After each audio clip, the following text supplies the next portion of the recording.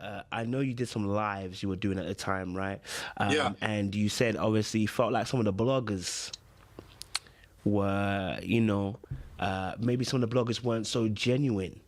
I wanted you to kind of clear that statement out on what you meant by that, because you mentioned about 4 a.m. in the morning. I was wondering who you meant by 4 a.m. in the morning. Yeah. So this is what I found out in this experience. Um, People will take what they see Mm-hmm. and they almost try to diagnose what they see and give their spin on, this is how I see it. This is how I break it down. This is what I'm getting from the person. But you got to remember, you're getting only a bit, and context is completely cut out. And when bloggers are on a platform, they have this following, and the following is attracted to them as the blogger. But what I was presented with was untrue remarks, false diagnosis, uh, breaking things down and not having all the information. And it's just like day-to-day life. If we are in a disagreement and you don't have all the information, I think we should get all the information first before we give a judgment call to what took place. And that's just like day to day. I don't leave, like when I hear people disagree, I don't leave with just what I just heard here. Nor do I give an opinion of what I think or feel, because I don't have all the information yet. But then when I get all the information, I'm able to share, hey, this is what I feel, or hey, this is what I've experienced that I'm seeing right now. And I've seen a lot of, and I'm not saying it's you or anybody else, but I will say this. I've seen a lot of those platforms take place and give their understanding or definition as to what they're seeing, and then the following comes in with chiming. And I just realized more and more that people are so unkind to each other. I mean, really, let's just say everything you saw about me was Yeah. truly me. Yeah. Still, people showed no grace, no compassion, and I experienced a lot of unkindness to the point of like even curse words. These people don't know me, but one thing I do know is this: whether if it's intentional or not, somebody has to be patient enough with us to say, hey, let me share with you what I experienced from that. Let me tell you how it affected me. Because sometimes people can walk away and say, you know what, that wasn't my intention, or I didn't set out to do that. Nor did I even realize this was going to be the repercussion of it. And then it brings an awareness, especially if you're growing in maturity. It brings an awareness to that individual to say, you know what, I want to do things differently. I may want to report it, but I don't want to hurt or slander or attack, because man, what I found out, you know this, you if anybody knows this, you know, this stuff stays with you, and this stuff is out there. Of course. And when you know that you showed up for the right reasons, and you know that production did a disservice to presenting you, it leaves everybody with what they saw. There are people that are going to listen to this right now. Yes. And they're not going to grab hold to how I'm sharing with you. I'm just going to give you the truth. I'm going to give you facts. And I'm also going to let you know from this experience, I received so much unkindness. There are people that are still going to say unkind things. And, but where God is showing me is, you always said you want to teach and preach, David. Where do you preach and teach now? The light is shown best in the darkness. And although so many said I may need therapy from the cuts and edits, and I never take that away. Oh man, I want to continue to grow naturally and spiritually.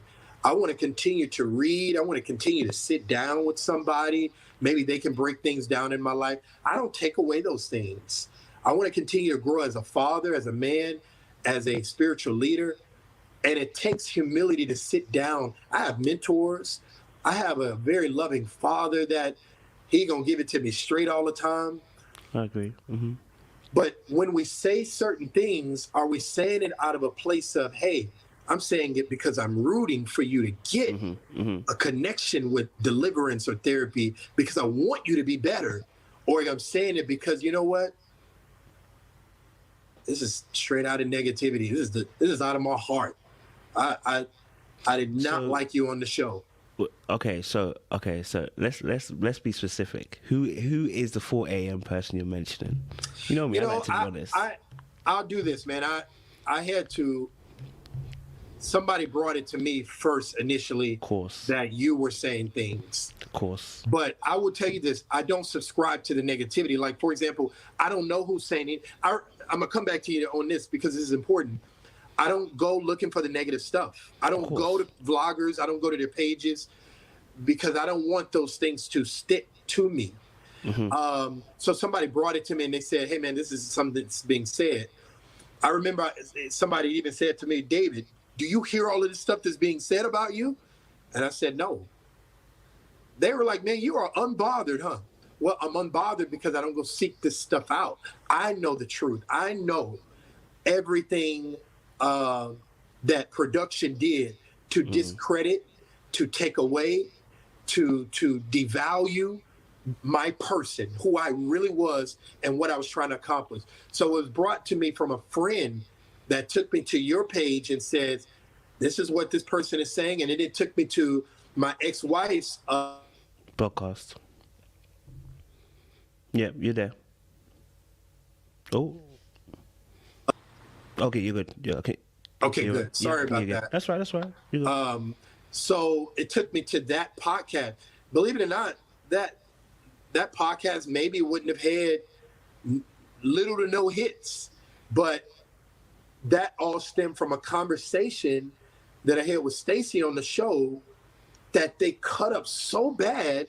I thought people would have caught that. When I'm sitting there talking about passwords, that was a joking part, but the whole context was this. We started to talk from a place of marriage, not dating, but marriage. And I said, for me, because, bro, I'm never going to change my response with this. I want transparency in my marriage. And I may not be for everybody. And everybody's going to have a different opinion about what they want in marriage. To each its own. But as far as David and his marriage, I want transparency. I want honesty. I want communication where nothing I have is off limits from you and what nothing you have is off limits from me. But they cut that conversation up so bad that I think you took that and then tried to add something to it to validate or confirm what you felt from it. And then I would hear you say, this is what, he's dealing with things from the past. And that was never the case. I'm healed from my past, but thankful for my past. And it causes such an uproar with all of the followings that everybody now wants to chime in and add to how you've given information about it. Okay, that makes a lot of sense. I respect that, you know what I'm saying? Because I was thinking to myself, who's at 4 a.m.? I was like, I'm the only one at 4 a.m. But listen, my feelings were hurt. And I'm being honest, right? Bro, it's not beef. I understand, bro. It was never a beef anyway. Like, you messaged me. You did message me. Yeah, I know you messaged me. I just wanted to make it clear. I had no ill feeling towards it. I get it. Seen it on there. I want to kind of just bring this perspective. So we take on our channel especially, and anybody who watches this, we take different perspectives because we see what we see on the screen, right? And I'm going to say this, what I say to every individual person. They know what happens, right? Whenever I say to people, whenever we see what we see on the screen, we're describing their behaviors, right? When they come on here, this is the chance for every individual to come show a different side to what production gives them. This is unadulterated, okay? So whatever people get from here is not going to, of course, there'll be some instance of being influenced by what they saw on the show, but this is your moment to change it around. For instance, when Khalil came on here, he changed it around, but we still saw why he was voted off. So when we're seeing what we're seeing on the screen, yes, production are sneaky. Yes, they do things that are gonna get to show a different side of things.